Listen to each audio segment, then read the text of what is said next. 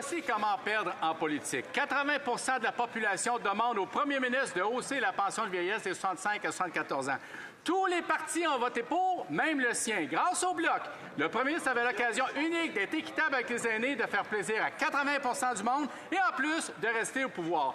Et il pouvait faire d'une pierre trois coups.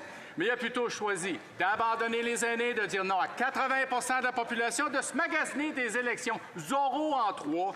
Est-ce qu'il comprend maintenant pourquoi il n'y a plus personne qui veut de lui? Oh! Le très honorable premier ministre. Notre gouvernement a investi dans les aînés en augmentant le supplément de revenu de garantie de 10 en aidant les aînés, plus aînés, de 75 ans et plus, avec une augmentation de la pension de vieillesse. Et on a livré des soins dentaires pour presque 1 million d'aînés à travers le pays qui font une différence énorme. Les soins dentaires, d'ailleurs, que le Bloc a choisi de voter contre. Je suggérerais, s'ils acceptent des suggestions sur comment être populaire en politique, de livrer des services de soins dentaires aux aînés qui en ont besoin, c'est peut-être une bonne chose à faire, plutôt que de faire comme les conservateurs et voter contre nous.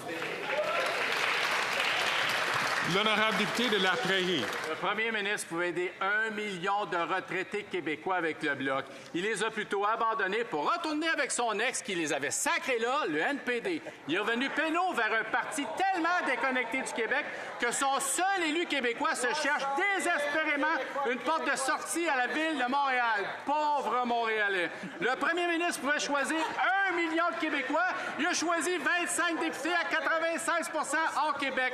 Il comprend-tu qu'on n'a pas besoin de vote secret, nous autres, pour savoir qu'il n'y a plus personne au Québec qui y fait confiance?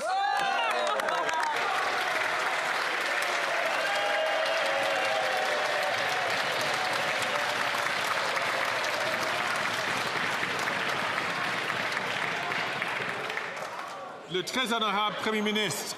Monsieur le Président, on peut comprendre que quand le Bloc a l'appui du Parti conservateur, les Québécois vont s'inquiéter. La réalité, Monsieur le Président, c'est qu'on est là pour investir dans les aînés. On a été là avec les soins dentaires où le Bloc et le Parti conservateur ont voté contre. On a été là pour augmenter le supplément de revenu de garantie de 10 pour les aînés les plus vulnérables. C'est une des premières choses qu'on a faites au gouvernement et le Bloc et le Parti conservateur ont voté contre. On a été là pour augmenter les pensions de vieillesse pour les aînés de 75 ans et plus parce qu'ils ont plus de coûts et le Bloc a voté contre, Monsieur le Président.